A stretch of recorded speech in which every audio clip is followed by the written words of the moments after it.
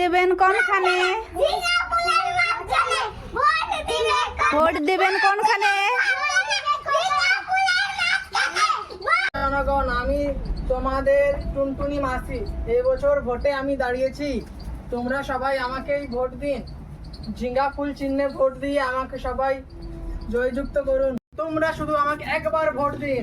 আমি তোমাদেরকে কথা দিচ্ছি, তোমাদেরকে আর রোদে রোদে চলতে যেতে হবে না, ঠান্ডায় কাঁপতে হবে না, বর্ষার জলে ভিজতে হবে না। সবাই আমাকে একবার চান্স দিন।